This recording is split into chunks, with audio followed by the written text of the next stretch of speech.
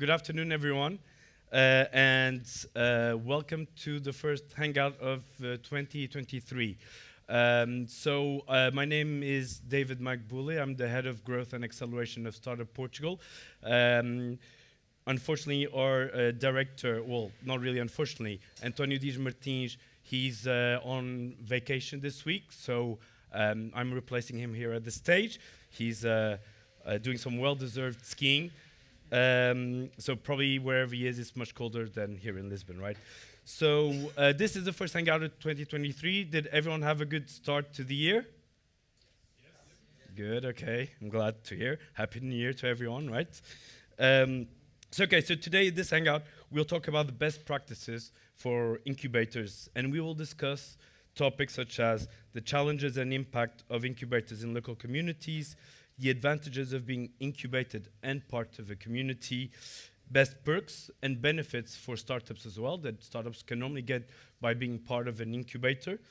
Also, best practices to promote the communities around incubators, and not just communities within the incubator, but also around, because a lot of the times incubators are part of a regional area, a regional society, and so that is also part of the community, because you can have impact in that community as well, and amongst other topics. And obviously today, and the focus being with incubators, the discussion is even more relevant because Startup Portugal has just launched, with the support of our government partners, an Accelerator and Incubator Vouchers, which is a measure that contemplates about 20 million euros to support both entities, so incubators and accelerators, in their quest for professionalization and scaling. At the time we're at Startup Portugal, we want to make sure we give the right tools to the ecosystem and all stakeholders in order to scale up our ecosystem.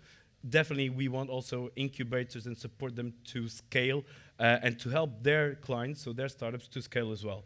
So the focus will be mainly digital development and hiring of specialized human resources as the focuses of this investment through the PRR, Plano de Recuperação e Resiliência, or the next gen investment from the European Union. But obviously, these are not the only news, as us, Startup Portugal, want to provide regarding incubators this year. So in first hand, we want to say that we organized an event in Matosinhos in September, last September, gathering many incubators of the ecosystem. So we will be doing another event now on the 23rd of March in Fundão. So if you are part of an incubator, as an incubator, not as a startup, but if you are an incubator, you will then receive an invitation, and then so keep track, because we will be communicating more about this event in the near future. We will also be launching a set of webinars focusing on best practices amongst incubators, because it's very important for incubators to learn from each other, from one another, in whether it's gathering communities, bringing founders from abroad, as in their soft landing programs, and even accessing to finance. So we will be launching a series of webinars, one monthly, throughout 2023, and also a program that we've been working on, and we are planning on launching it this year as well, which is an incubation exchange program where founders from one incubator, from a startup that are in a specialized incubator, they can go and spend between 3 to 6 months in another incubator, also specialized in the same area, in a different European country, which then will enable the startup and the founder to test and validate their technology or solution in another market as well, through the help of a local incubator. So with no further delay, before we start, let's welcome the 3 startups, as we have every month, right? Whenever we start our Hangouts, we have 3 startups doing their pitches. And today we will have Raiz, Arrow for D, sorry, and Automaze. So we will start with Raiz. So please, a round of applause for Raiz for that.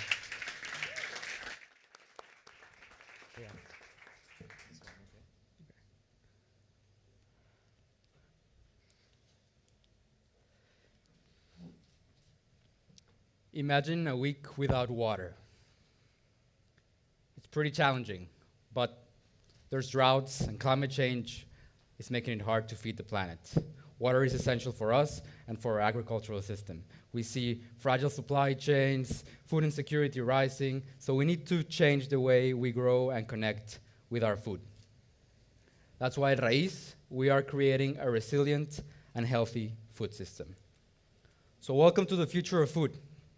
We're building it through climate-resilient farms that leverage a low-energy model, meaning we use both natural light and LEDs, building effectively a decentralized system of farms throughout global cities. Now, we know that the market is quite big, and it's rising at a 25% rate per year.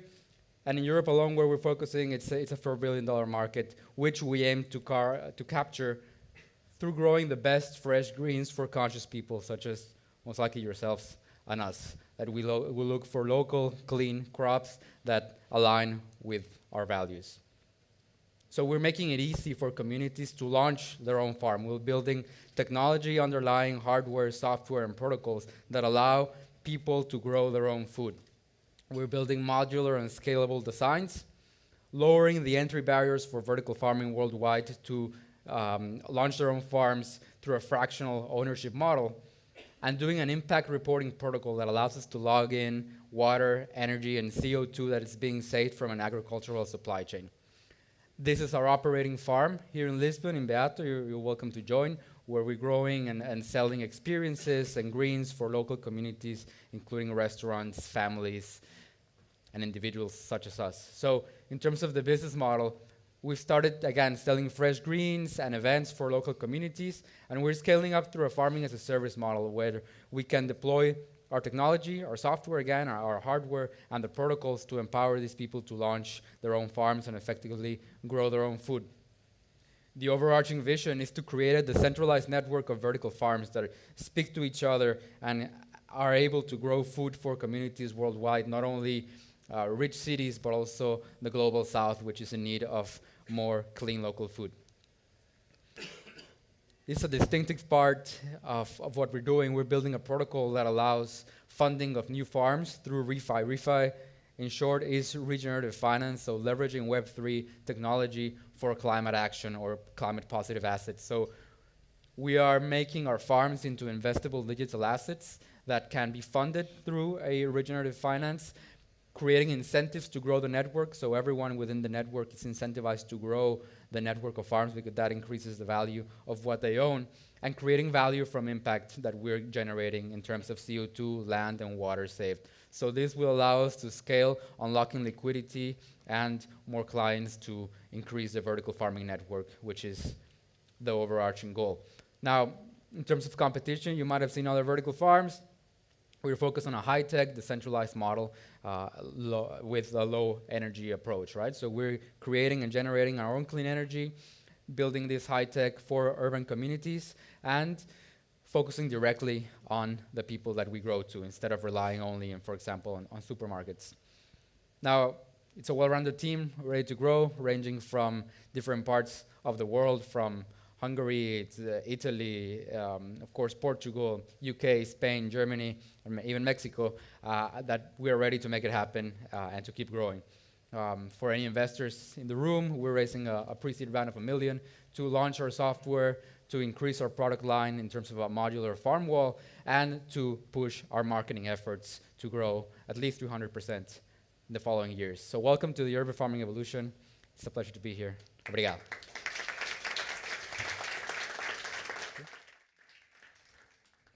Thank you very much. So next we have R4D, please. R4D. Round of applause for R4D. Good luck.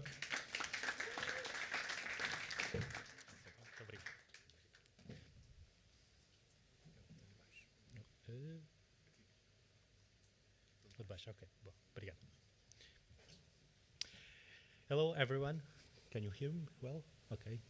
So my name is Samuel Neves. I am a founder of R4D. It's a company of tech. We are located in Évora, where we have our head office, and as well our SMAC factory in Montemor-o-Novo, where we build our prototypes and sensors. So what is our areas of our business areas. We have developed recently Neotantech systems. It's for quarry and mining sectors. And of course, we have industrial automation. It's another department where we develop machines, industrial machines and sensors, special for stone and cork. And as well, it's the core of the business is where we started topographical and applied services. So, in Neotantech brand, what is this? We started with 2017, where we start our idea with Innov Stone 4.0, where we start our idea. Why? Why the reason why we developed this cloud, this system? Because we have a lot of technology applied for civil construction, but it's very specialized for that. So for mining and quarry, exploration is a sector very specialized. So we need to create a software or cloud systems specialized for that. So then we have another project. It's this year, finish this year, of course, with the We4Stone, where we develop two kind of sensors for this solution. Of course, we have approved a new project with PR Agenda Mobilizadora, called Sustainable Stone by Portugal. We are one of these partnerships of the consortium. It's a consortium with 52 million of euros, so it's a big consortium to develop new technologies for this area. So you can see that our solution in the web with www.neotantech.com. So how is working? So we are a supplier using our technology. We provide data for our clients, very specialized, very personalized. So the client have the key of the product. Then we have real-time sensors. We have development, of course, for our for a specific purpose. And then in the near future, we are open the door for the new suppliers. So what is the main key? We have all this data is computing using the cloud computing, and then all data computed is deployed in cloud Neotantech, where our customers can see the data processed. So it's another area we are developing in the recent years, the industrial automation, in particular with artificial vision. It's a very difficult area because it's a very unstable. So we need a very high tech, very knowledge to do that. So how we do this kind of technology with very personalized sensors we can see, and then we can use some algorithms to achieve some tasks, some sorting, a lot of things, okay? Then, okay, thank you very much. That's all.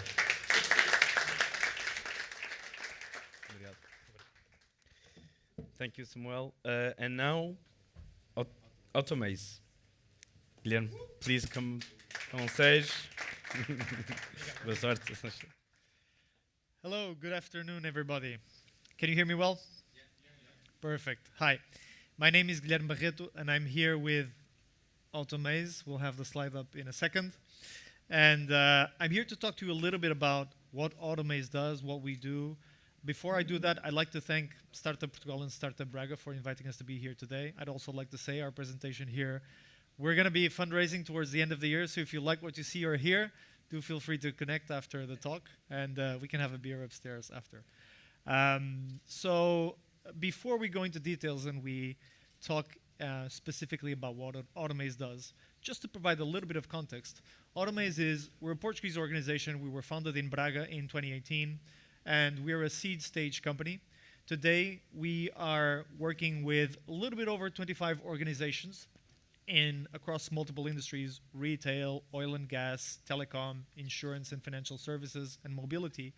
And what we do is, Automaze we have intelligent assistants that are based in artificial intelligence, workflow automation, that allow companies to increase the efficiency of their front office and back office support services. What does this mean and why is this important? Let me just provide a little bit of context as to why this is important. Let me have a quick show of hands. Who here in the room in the last year tried to get in touch with a customer service, right? Who did you have to call your utility company or airline? Or I see, let's say, roughly 60, 70% of the people in the room. Okay, so show of hands if you consider your experience with whomever you were talking to be delightful and amazing. Yeah, I thought so.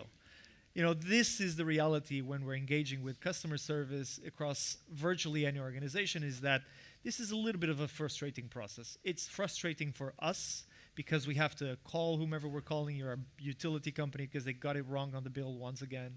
And we have to call them and we have to wait for 5 or 10 minutes for someone to pick up. And then finally someone picks up and we go in the hamster wheel and we talk to someone and they can't handle it and they have to forward to someone internally, or they have to check the information and they have to check whether your invoice are right or not. And then by the time you figured it out, it's been 10 or 15 minutes and you've lost a part of your day and you weren't absolutely having fun. And maybe if you're lucky, the problem gets solved, but sometimes it doesn't. And you have to get into the hamster wheel again the next day. So this is a bit of a frustrating process, but it's frustrating for us as customers. But I can assure you, knowing the industry from the inside, it's as frustrating as you can imagine as it is for you, for the people that are behind the phone trying to solve your problem.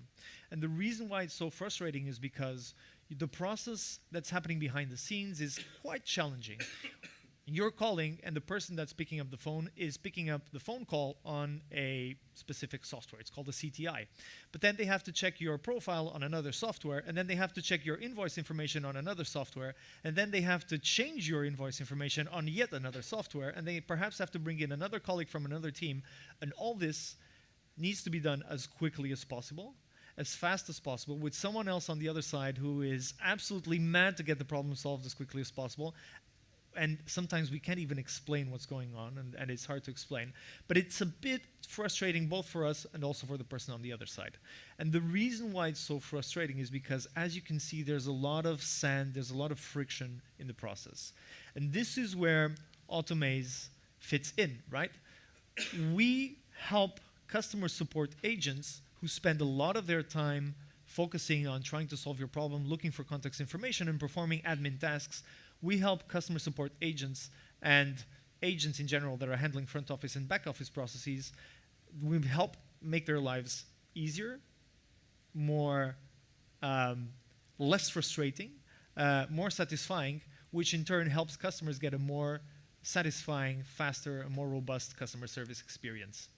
What we do very quickly and very briefly is we use intelligent assistants, or we create intelligent assistants which are based on artificial intelligence and workflows and a universal connector, which basically is able to connect to all these platforms that we were talking about.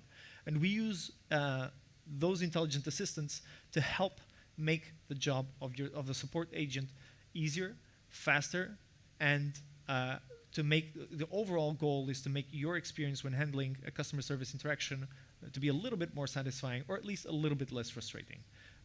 Or at the very least, if instead of 10 minutes on the phone, you're able to solve the problem within 3 minutes, that's already very successful. Why is this important? Well, Automaze, our products are split amongst 2 key products, which fall under the umbrella of Support Genius. This is the most important one, which is basically a customer assistant. This is what we're talking about, helping customer support agents make their life a little bit easier. What kind of stuff do we do?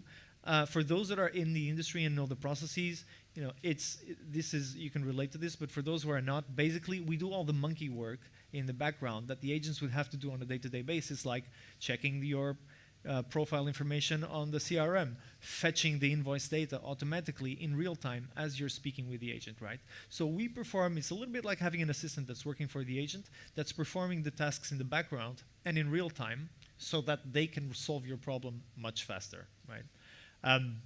Show of hands here. Who in the last weeks has heard about GPT or ChatGPT? Okay, good. So we get a reading of a lot of people here. I'd say 60% have heard about that. So that's very relevant. That's one of the components that we use at Automaze, we've been using for some time now, is the GPT models. This is, if you've actually tried, if you've actually experimented using ChatGPT, then you'll get a sense of how important it is and how we're in a turning point or a moment of turning point in AI adoption, and the importance that the AI will have in the transformation of operational models. And so we're all helping companies leverage AI and technology to make their operations faster, more efficient, and more robust. So whenever you call your next customer support interaction and you call one of our customers, hopefully, instead of having to spend 7 minutes waiting to get an answer and to get your problem solved, you'll get that solved in 2 minutes. Why is this important? I mean, it's great that we can help deliver a better customer experience, but why is this important for the organizations? Well, apart from all the obvious things in which, obviously, if the relationship with the customer is better, then naturally, there's a higher propensity that you're going to remain as a customer with the organization. This has a very important impact in terms of organizational efficiency. So usually what our customers see is that whenever they start working with us within a period of 3 to 6 months, they tend to see an improvement in productivity within their operations, which goes anywhere between 30 to 50, and in some cases up to 70%. And it might sound a little bit hard to figure out how important this is, but if we think about the fact that, for example, this year, the business process outsourcing industry is going to have a size of roughly around $200 billion globally, and that it employs over 250 million people globally, we start to get a sense of how important this might be. And we're talking just about those processes which are outsourced to third parties, to organizations like Teleperformance or Concentrix, etc. A lot of organizations still have their administrative operations in-house within their own teams, and so a lot of this is not even part of the cake that we're talking about. Just to give a brief overview, one of our customers here in Portugal, who here has used or bought from Bizai or 360 Imprimir? Anyone? Okay, good. All right, 10%, 15%. Well, you know what they do. They're basically a marketplace. They provide a lot of marketing services for small, medium organizations. You can print your cards there. It's a little bit like Vistaprint, but more broad. You can buy your own business cards or merchandising, etc. Bizai operates across 21 different countries globally, so including Europe, the US, etc. One of the challenges they have is that they have to provide customer service in 18 different languages. Plus, not only when the customer calls them or sends them an email, they not only have to handle the issue with the customer, but they also have a network of suppliers that they work with. So they need to orchestrate the solution for a problem across 2 different spectrums of the equation. So that's a challenge. They're working with us. They're an amazing customer. They're really huge fans of efficiency. In the last a little bit over a year, we've been able to help them improve their efficiency in customer service a little bit north of 70%. This number that we see here is the improvement in handling time, so improvement in productivity of the management of a process or a customer service interaction that is actually still handled by a human. Part of those interactions we can handle automatically through AI. We're working with other retailers. We work with Altice to help their marketing team better manage a little bit better and more efficiently the social media channels. We also help with Continent Online, that's working with us also to improve efficiency in handling customer service interactions. So whenever you send them an email or you have a problem, you send them a chat message, there's a part of the magic happening there that's going through automates.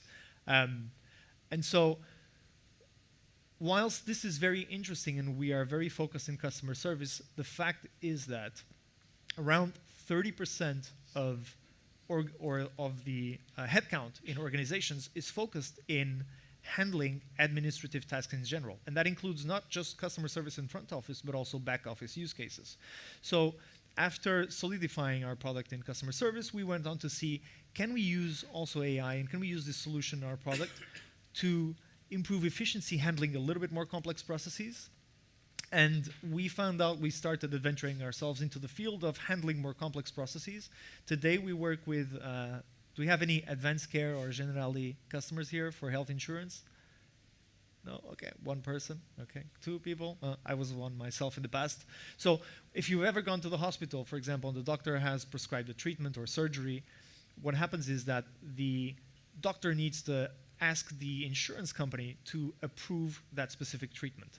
And the process, the way in which this is handled is, today or traditionally, the process enters a digital system, a back office system of the organization, then it goes through an administrative agent, then it goes through a paraclinical team, right? A nurse or a team of nurses and doctors that need to look at your process, analyze it, etc.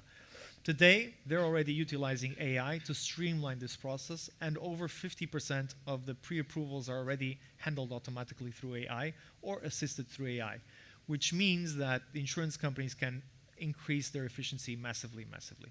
So this is valid for organizations across the spectrum and across multiple industries. We are very pleased and very, very excited to be here. We want to thank Startup Braga because they had a very important role in incubating Automase in our very first steps and early stages. And if it weren't for that, we wouldn't have been able to arrive where we're at today. We have an exciting road ahead of us. I'd be more than excited to talk about this if you're curious to learn more. So thank you for your attention today, and thank you, David, for the invitation.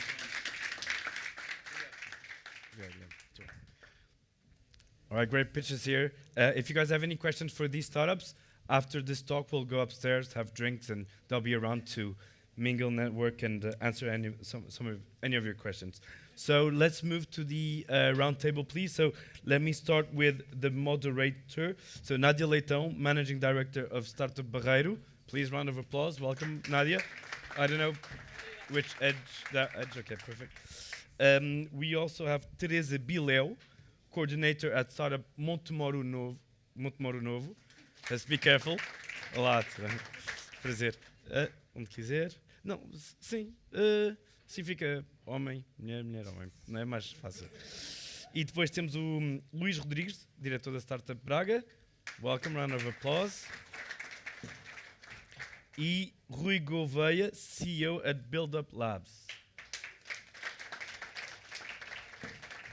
I'd like to see the geography mix here. You know, we have Braga, Montemor, Lisbon, and also Biléu. So please, Nadia. Thank you, David. Thank you, everyone. Thank you for the invitation. It's a pleasure to be with all of you here and with the three of you. And the first challenge, we all put this challenge every single day to our entrepreneurs. Now the challenge is yours. Just make a pitch and present to the people a little presentation, 30 seconds, so they can know you. Rui, do you want to start? Yeah, sure. Is it working? Yeah? Yes. So, hi everyone, my name is Rui. I'm a computer scientist by training. Started my first tech company back in 2001, so 22 years ago. There was no ecosystem supporting entrepreneurship, no incubators, no accelerators. Still, we've managed to survive and build a group of companies, and now my goal is to give back all the learnings and help other entrepreneurs with their ventures. Thank you. Hello everyone, good evening. My name is Teresa and I'm the coordinator of Startup Montemor-o-Novo. I've been working in incubators for more or less 4 years. I don't have as much experience as you all, but I do like, and I think I do put my heart to what I do, and I think all we do as coordinators, directors, and everyone is coordinating. An incubator is for the entrepreneurs, so I may not have as much experience as you all, but I do have the passion. So That's a big competence to have, an important one. Hello everyone, I'm Luís Rodrigues, Director of Startup Braga. I've been working in the entrepreneurial ecosystem since 2019. First as a program manager at Startup Braga. Prior to that, I've been working related with higher education institutions, namely the University of Minho, where I worked in the fundraising, alumni relations, employability fields. Prior to that, I have also launched a couple of personal projects and companies, not technology-based projects, but in some way it was where I started my entrepreneurial journey, and it's pretty much that in 30 seconds. Thank you so much. Now, How do you feel to be on the other side, huh? Teresa, I'm going to start with you. You have a challenge like I have, because we are on small cities, not big cities. Montemor-o-Novo and Biléu are small cities, and we have the challenge to develop local economy and to scalate the startups that we have in the incubator, but as well to be around the community with local players and everything. How do you manage that every day? The challenges are huge, and there are several, as you said. We are a small community. Montemor-o-Novo is a small city with a low population, and not everyone is going to be entrepreneur. We know that, and we accept that because it's the truth. And so we have the challenge on one side to have entrepreneurs, and since we have an incubator, we have to have entrepreneurs. That's our job, to support the entrepreneurs.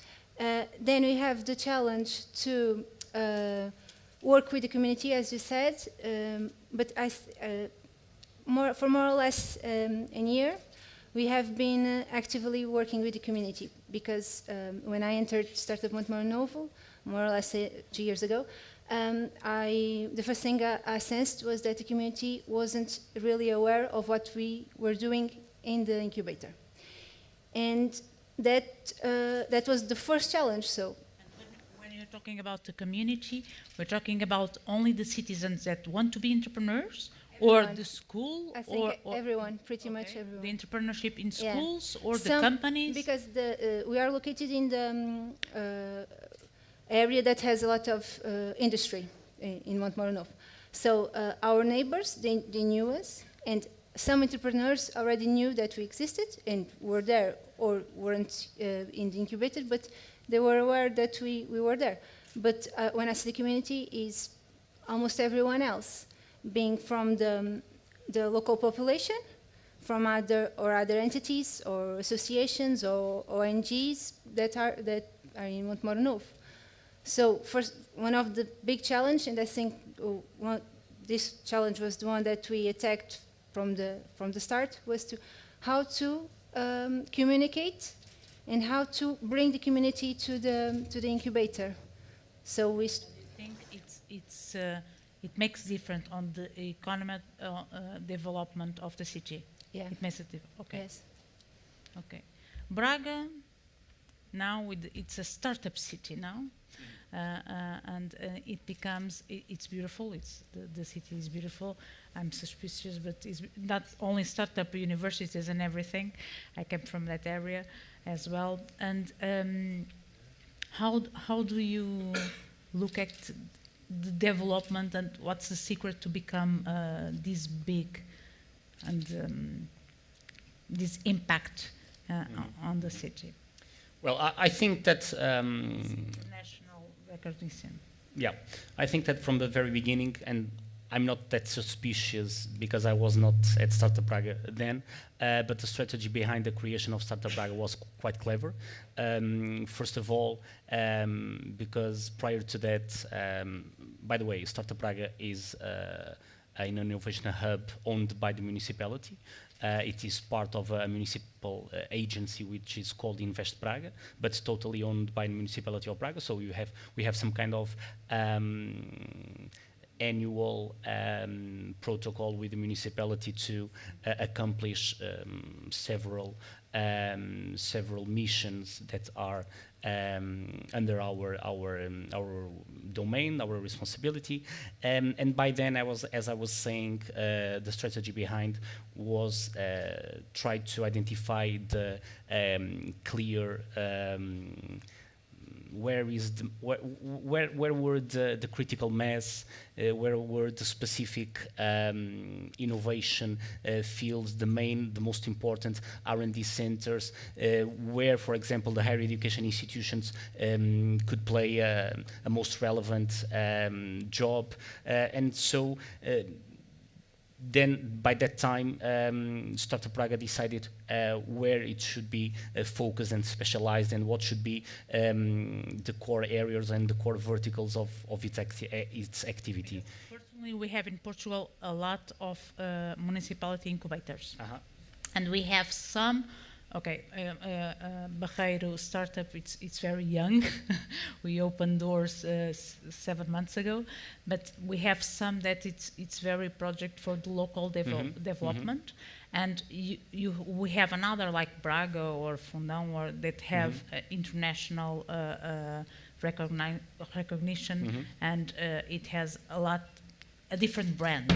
And I think the challenge is we can learn with each other in this community, and we can learn how we both can grow to that side, or how we can be part of the ecosystems and grow together and work together. Rui, you are in Lisbon. You are the CEO of Build Up Labs. And how do you have a lot of foreign students? I visit you a short time, and 1 or 2 months ago, I think, and it had a lot of dynamic there and everything with foreign startups. How do you do? And we were talking before this, and you receive a lot of applications daily based. How do you do to attract foreign startups? What is the key? Okay, so maybe I can just tell quickly a founding story of Build Up Labs that actually might help explain. So Build Up Labs is a spin-off from a digital marketing agency. And we created Build Up Labs 8 years ago as a startup studio or a venture builder. And the goal was to develop our own ideas from idea to market and make it a very effective process by doing so. So that's what we've been doing at Build Up Labs as a startup studio for the last 8 years. We launched 14 startups. We had 3 exits, a lot of failures. And those failures, and obviously also the exits and the success, really helped us optimize the process. And one thing that is very important for us whenever we are thinking at launching a new business is to go global from day one. Because we are digital, that's our comfort zone, digital businesses. So being digital, going global from day one is what makes sense for us. I guess that then when we decided to also create the incubators so that we can leverage all the learnings and support other entrepreneurs, I think we didn't even thought about it, and it made no sense to us to launch a local incubator. So we also launched a global incubator from the get-go. So I guess that mindset kind of help us go global. Mindset that we have, it's the key. Right. And because we were also under pandemic times, all the processes, the tools, the communication tools, interactive tools, applications, everything was set up to be remote friendly and remote first. So we launched only in English. Hopefully we will have sometime a Portuguese translated website, but for now, I guess this is how it went. And obviously we are a global incubator, but we leverage Lisbon in Portugal and all the branding and the attention that Lisbon in Portugal has been getting over the years. So yeah, I guess I can go into tactical things, but I guess the mindset is the most important thing. Okay, the mindset. And we are all incubators, and we have different ways of doing things with our entrepreneurs. And what are, for example, for you, Luis, what are the advantage for a startup to being part of an incubator? What can we offer for them so they can grow up and they can escalate their business and they can, what are the key factors for you? Well, I think it might be a kind of cliche, but I would say either way, being part of a community, it's a relevant, a key asset for startups and for entrepreneurs starting an entrepreneurial journey. I think that it should be in the very first to-do list of any entrepreneur and any startup, no matter what is the incubator, but being part of one incubator, being part of an entrepreneurial and innovative community should be something that can make a difference in the long term. Obviously, incubators and accelerators can provide direct access to a wide network of mentors, or perks, or partnerships or investors regarding some crucial milestones in the roadmap of a startup on business development. At Braga, something that you say, okay, this is a good practice that we don't see in other incubator, and we want to. What I think it's really in some way differentiator in our value proposition is the specialization. I mean, what I was saying before, we identified what could be the core areas for our activity. We identified health technologies, digital economy, and nanotechnology, looking at the main research and development centers in Braga, looking at the main schools and faculties at the university, and then we decided to focus our activity on those three core areas. And from that beginning, we also start building a specialized network of mentors, of partners, of institutions that can support the business development of startups and entrepreneurs through this approach. And this is something that I think that in some way can differentiate us from other incubators and accelerators, but there are also many other things that I believe that all of the incubators can provide, this kind of access to networks, this kind of specific mentoring or support when developing some kind of candidacies or applying to finance or investment calls.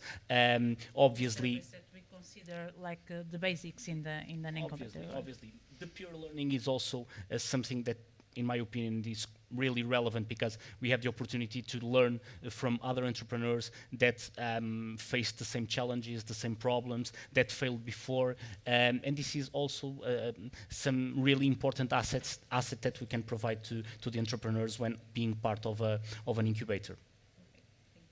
You have at Build Up Labs, you have an idea evaluation framework that is a practical asset, very successful, right? Do you think it's important for us, incubator, to offer that to the community? How does it work? Can you explain more about that? Sure. So again, starting as a startup studio, we've been we used to say that we created a startup that the main goal is to optimize the process of building new startups. So that's the basic definition of a startup studio for us.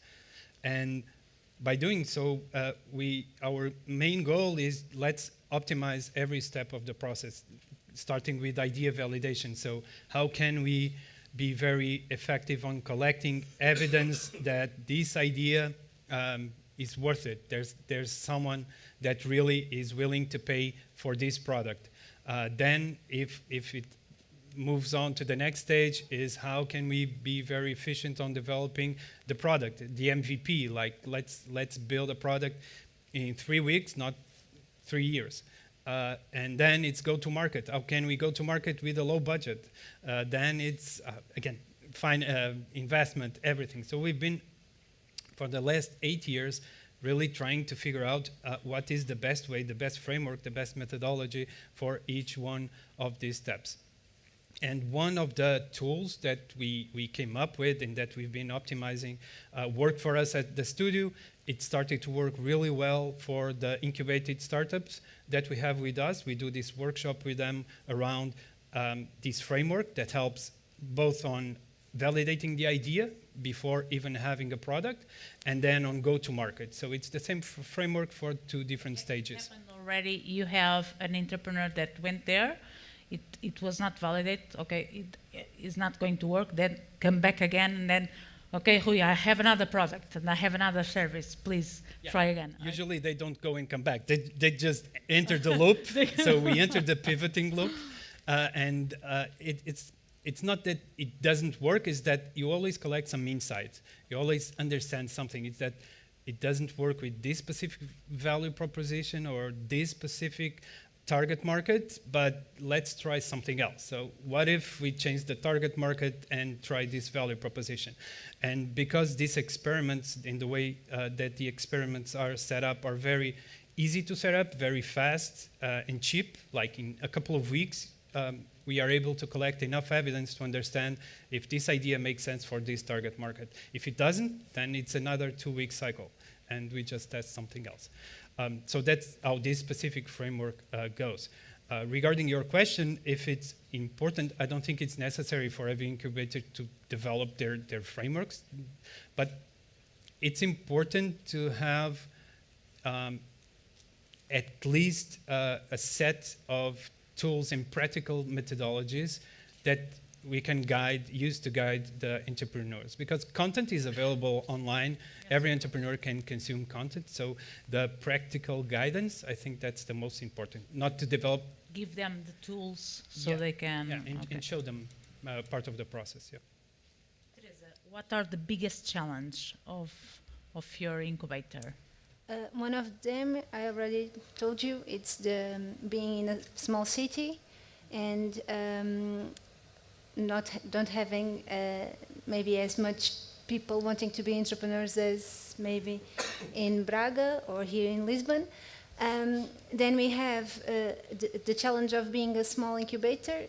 I was talking with Danielle this morning, and we were saying that we are a one-woman show in our incubator because it's me that is full-time working on the incubator. So I'm the only one managing, with the help of Danielle, of course, but full-time it's me working, managing, helping the startups. So we are facing the challenge that we are already 13. Doing everything, the guidance. Yeah, we have external consultants that help us. We have partnerships with local consultants. But we are facing the dilemma that all the startups have. Now we have to get people to help. We need people with the complementary knowledge to help us give a better support to our startups. And we don't have a specialization area. We have a little bit of everything, so we need to know a little bit about everything. So that's, I would say that's the biggest challenge. Yeah. And inside the municipality, do you have with the Department of Economic Development? We are in the Department of Economic Development. Oh, you are inside. Yeah, okay. That was the. Yeah. And before the Q&A, and we have 10 minutes, and I want to challenge the three of you to give an advice to an incubator. What can we do to be more attractive inside the cities and outside the cities as well, and outside Portugal, of course, because I think we work globally. And for the entrepreneurs, well, they are choosing incubators. And I think we have one thing good in Portugal, because we have a lot of them. And I think the entrepreneurs can look and say, okay, where do I want to live? I want to live near the sea, or I want to live they can choose, okay? It's good. Well, even in the island, so it's good. They have a lot to choose. What are your advice for the incubators? How can we be more attractive? And what are your advice for the entrepreneurs? What is the key to choose an incubator? Who wants to start? No. I would say pretty much the same that I said before. Try to find where are you good at. Where is the critical mass, or what kind of innovation fields or knowledge areas that in each incubator, in each region you have, so that you can provide a specific value proposition, a differentiated value proposition. This would be my recommendation for the incubators, and it's pretty much the same for the entrepreneurs, because I would say obviously nowadays we can work from everywhere, but obviously it's not the same being supported by an incubator which has a specific focus on medtech or in ICT or digital economy or blockchain or biotech or whatever. So I think that it's crucial to find the best value proposition regarding the kind of business development, the kind of business model, the kind of area in which I'm acting. Okay. Teresa. I would say maybe build strong partnerships. If you are like us, and you don't have a lot of human resources, build strong partnerships. Surround yourself of people who want to help, who are available to help, and this for the incubators. As well as for the entrepreneurs, I would say. But maybe for the entrepreneurs, I would add, look for a place you want to go, look for the right support and the right conditions that you are looking for, but try to also to look for a sense of community, especially if you are from another area of the country, which happens to us. You have a lot of we have people from Lisbon. I was talking earlier about that, that could not find the right place with the right space they need, so they moved to Montemor, and they moved all their lives there. So if we do not embrace those people that don't know anyone in there, they will not stay. So community in Startup Montemor-o-Novo, I think we have a strong community. The people, when you're talking about people from London, do you think the pandemic? No. It's okay. because in Startup Montemor-o-Novo, we are an incubator that is a little bit different from almost every incubators. In general, the incubators have the common services, the co-work space, individual space, but we have spaces that are called box, which are like storage spaces, but we don't like to call them storage.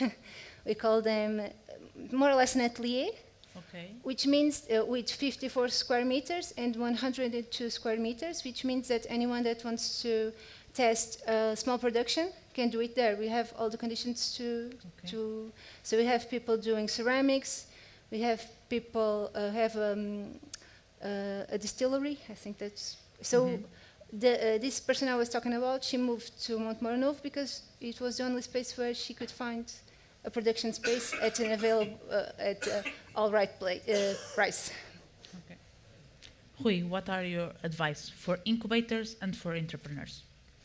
So we have find your niche, something that you're good at, partnerships, community, maybe build a brand also, like also find ways to communicate what distinguishes you both through a community or the services or the value that you provide. I guess that's it. Okay.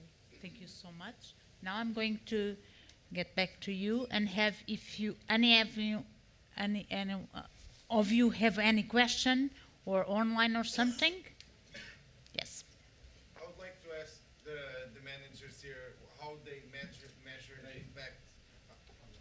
Okay, sorry. 1, 2, 1, 2. Tá. I would like to ask the managers here what's the impact that they believe these incubators have in their regions, more than the incubation activity itself, but maybe for Rui it's a little bit more specific around the Biléu area, but for Braga and Montemor, what would you say it's the impact that these organizations and your incubation facilities have had in the local ecosystem, besides the startup? Like, how does this extrapolate?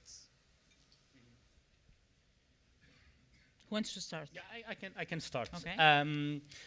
I think you can measure the impact by some key figures like the number of startups that you have now created and incubated in not necessarily at Startup Braga, but in the city, by the number of jobs that were created since the creation of Startup Braga, and we're talking about more than, I would say, 2,000 high qualified jobs, 185 startups. Not all of them are based in Braga, but I would say that above 60% of them are located in Braga. Obviously, also the attraction of other technological development centers from multinationals that in some way also feel attracted by this kind of innovative ecosystem that you are trying to leverage in a territory. So I would say that you can take a look at some of these figures, and also in some way from the connections, some aspects that have been mentioned by Rita and Rui. For example, the partnerships, the connections with the higher education institutions, for example, the knowledge centers, are also crucial, because we feel that, for example, 10 years ago, the technology transfer to the market was pretty much more difficult to accomplish. Nowadays, we talk to entrepreneurs that Startup Praga is almost accomplishing its first decade of activity, that feels that until then they felt some difficulties in finding the proper partners, not necessarily Startup Praga, but the proper connections, the proper partners, mentors, investors to support their projects. And nowadays it's much more easy for them to find their path to develop their projects. So I would say that this kind of connections and collaborations can also be one success key figure and indicator that you can measure. And it brought more citizens, because well, I think we have, because the three of us we are connected with the municipality, yeah. And I think the goal is to bring more citizens, more employment, attract younger people, and for example, it brought in yours. Okay. Braga increased almost 10% its population in the last 10 years in counter-cycle to the country. So obviously, I'm not saying that it's all of it. It's a merit or responsibility of Startup Braga. Obviously, it's not. But in some way, if we have contributed in some way to that, very happy.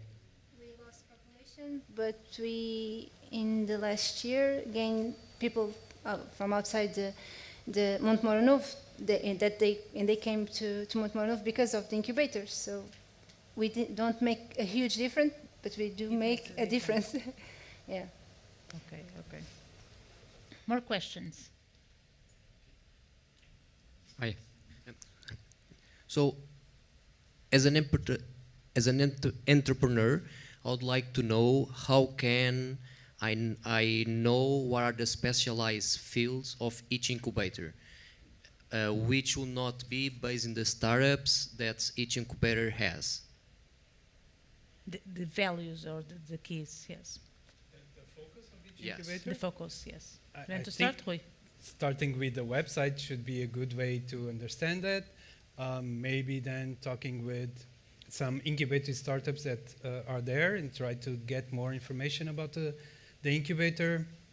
So I don't know, do your research. I don't think there is a directory or a way that you can filter, but looking at the website should be a good way to start. Having a meeting, Yeah, asking all then the ask. questions, knowing what you really want to know, ask those questions. But do you want to know their fields in their incubators, no? I think they already answered that. Oh, okay. More questions?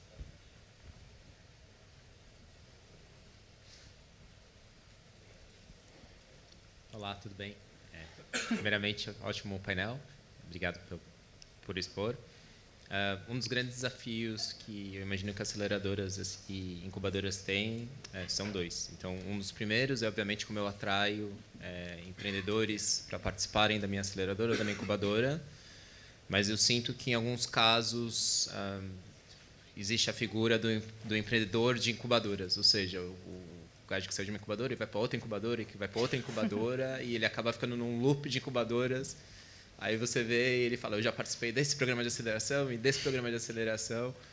E aí a pergunta que eu queria colocar para os painelistas é a importância justamente do follow-up da aceleradora ou da incubadora, do gênero, Às vezes eu sinto que incubadoras e aceleradoras, por terem recursos um bocadinho limitados, porque provavelmente patrocinadores patrocinaram as 9 semanas ou as 12 semanas do programa, depois é difícil de fazer o follow-up do empreendedor, ou seja, se ele precisar de algum suporte ou apoio. Então, a minha pergunta é no sentido de como eu consigo colocar importância para incubadoras e aceleradoras, ou talvez, mesmo antes da execução do programa, já falar, olha, talvez o programa não precise demorar só 9 semanas ou 12 semanas, mas eu preciso fazer um bocadinho extra para justamente evitar que o empreendedor fique indo de incubadora e aceleradora para aceleradora entende?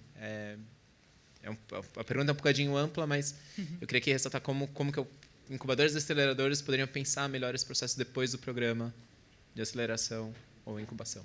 Who wants to answer this challenge? I think we might be talking about two different issues here. One is definitely the possibility of participating in different or in several acceleration programs from different incubators or accelerators, and nothing against that, honestly. I think the more exposure you can get, the better for you, the better for your startup, for your project, the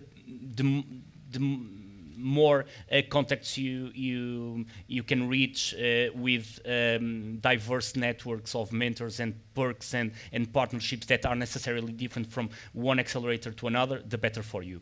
Another thing is on a more, I would say, regular basis, the support that you can achieve within the scope of the activity of a specific incubator. So I would divide these two activities from an incubator or accelerator. The value proposition within the scope of an incubation program, which should be more regular and more mid or long term, and the value proposition of an acceleration program that necessarily would have has to have a concrete time of 9 weeks to 12 weeks or whatever. So it's a kind of balance that you have to find. On one side, you should expose as much as possible your project and to test it and to validate it through different acceleration programs. On the other side, you also should try to find the best incubator to have a regular and more established work or support by an incubator. Okay. No? Okay. Any more questions?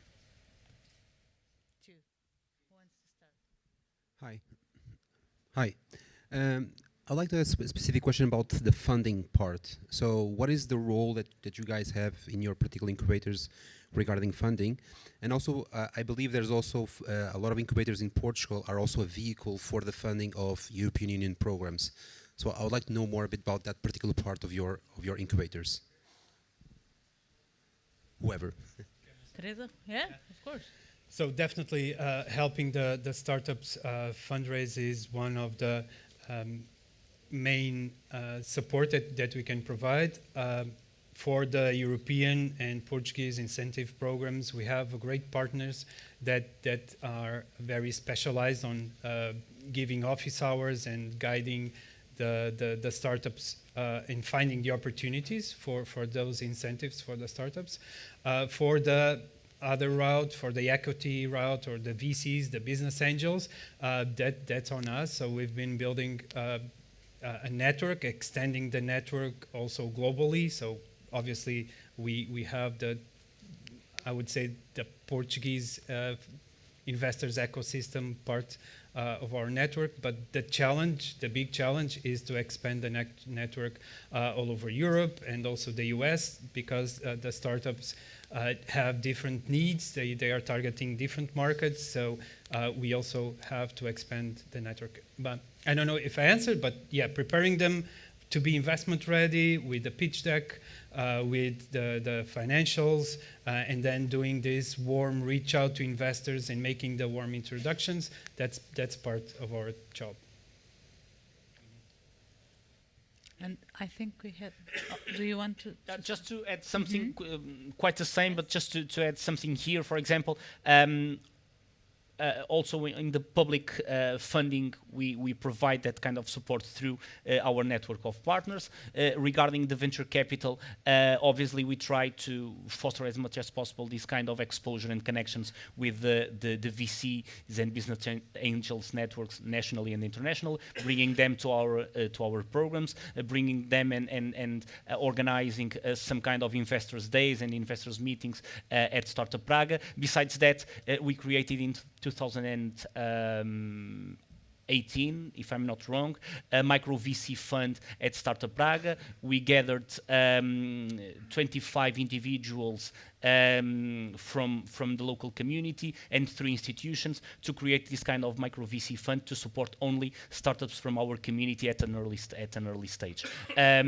We ended our investment mandate last December, so we are now in a process of looking for new opportunities to create a second fund of Startup Praga VC fund. Okay. So you are fundraising. For a new one. We are looking how to fundraise a new fund. Yeah.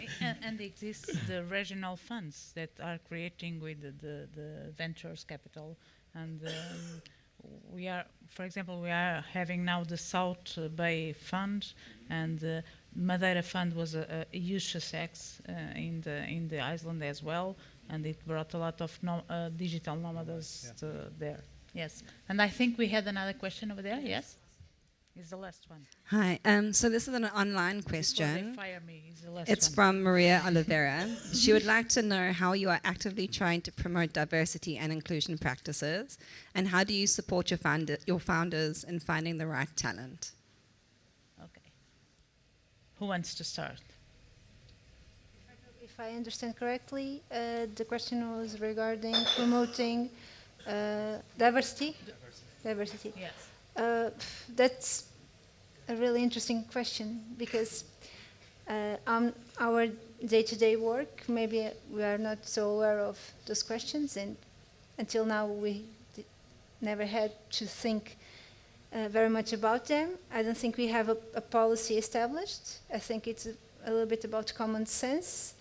So I don't know how to answer that question very well, because we never had to do anything special. But maybe one day, maybe we have to think, and I will think about it from now on. I'm sorry, I don't know how to answer exactly. It was I don't know if you... Okay. We have the time for the last one? Yes, no? Yeah? Diversity and how you help your startups get talent as well. Get talent. Attract Okay. talent. Attracting talent. Well, regarding the first part of the question, it is definitely something that we all should tackle, how to foster the diversity, the inclusion within our community. I think that it is also that we need to have, from a macro point of view, we have to have the proper policies, and I think that many of them are oriented to this end. So probably in the coming years, unfortunately, in the coming years, I do expect that we will see much more female-founded startups, female leaders, tech women in tech, and so on. Regarding the second part of the question, how do we support startups in the talent recruitment? Well, again, the university here plays a huge role. Braga has more or less 200,000 people. The academic community of the University of Minho is almost 25,000 people, so it's more than 10% of the total population in Braga, and this is something critical and a great asset for us. So obviously, taking into consideration that we have more than 3,000 more graduates every year, the main challenge is not how to attract, but how to retain them. And obviously, when we have a community of emerging technology companies, it is something that we try to provide this kind of professional exits to these new graduates to look at startups, and not only to look at the big corporates, the main multinationals as their most obvious professional path. I'm sorry, I think I did not understand the question. Regarding, for example, female and male equality, I may say that the last 3-4 entrepreneurs that entered Startup Montemor-o-Novo were females. We don't have a program targeting females. I think they are just for themselves going through the path of entrepreneurship. So that's why I said we don't have a policy established, because I don't want to say that we don't need one. But maybe the females, for example, are more aware and are themselves looking at entrepreneurship as an option, as a path. The diversity in the age. Do you feel yeah. in your incubators? We have from, I think, 60 to 30, 28, 29, 30, more or less. Yeah. Okay. Yeah. So for us, I don't know, I guess I mentioned before, so we have people from 24 different nationalities, so there's a lot of cultural diversity there.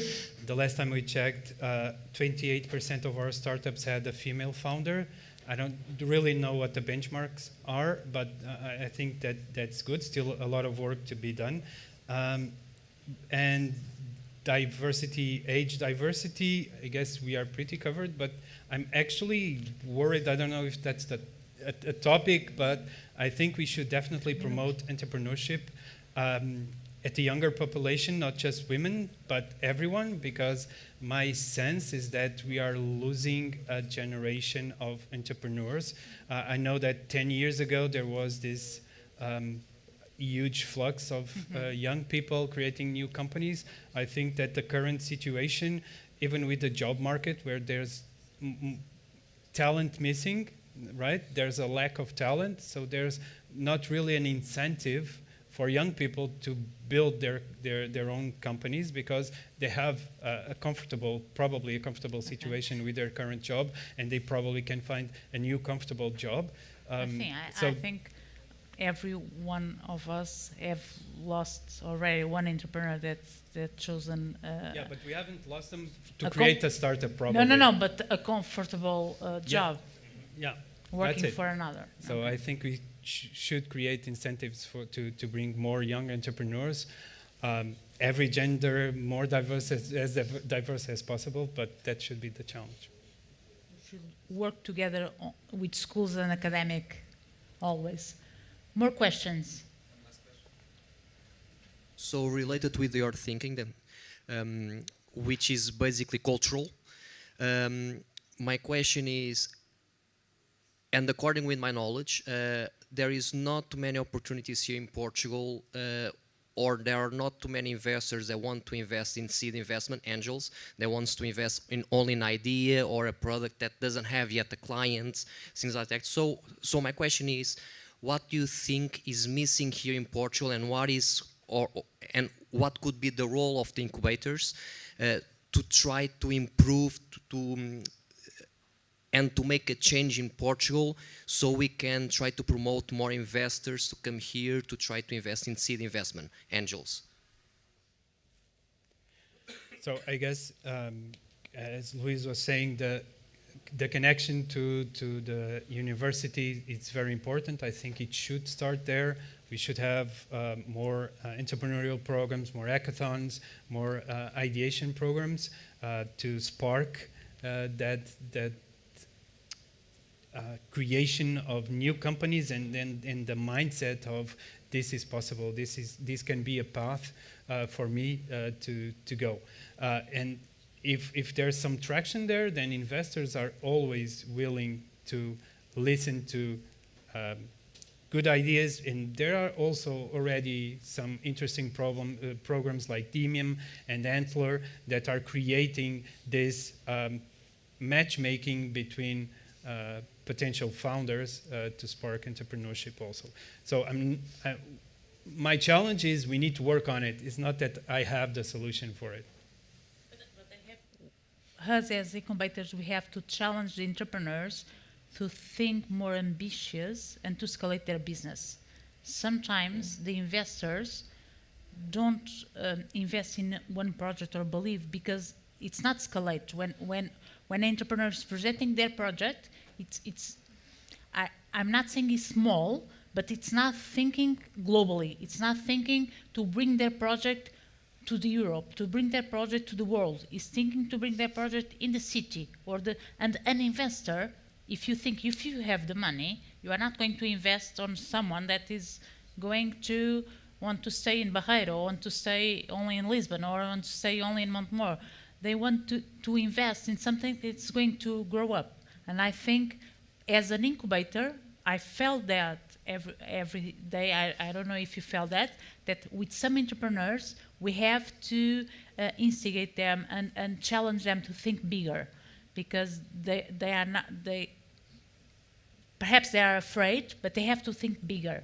But still, like, the investors, they always want the entrepreneur to have already clients, or if it is only an idea, if it is just a global idea, it's just an idea.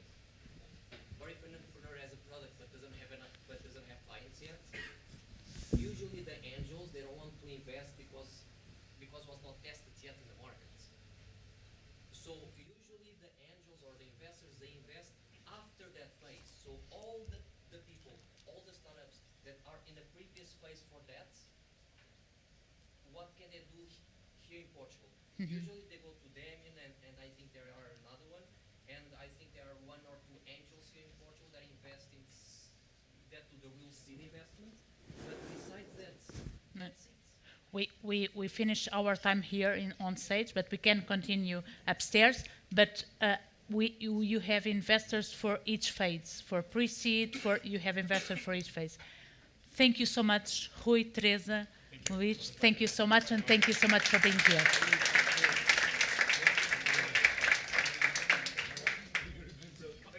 To the roundtable here. I think it was very interesting for all the questions. So just to wrap up, drinks upstairs, everyone can mingle, can chat, can network. Thank you to everyone who was watching us online. And so please follow our social media, our newsletters, Startup Portugal. We will be here again next month. We have a hangout every month. And also regarding the startup vouchers and incubators, you have all the information on our website. And regarding the incubators, which was launched last week, you have the, it's a weird name, it's in Portuguese, the Aviso, which is already online. And then within 2 weeks' time, you have the application form that will go live. And right after that, on the 20th of February, we will have a webinar for Q&As, okay? So thank you very much, everyone, and have a good evening and rest of the week. Thank you.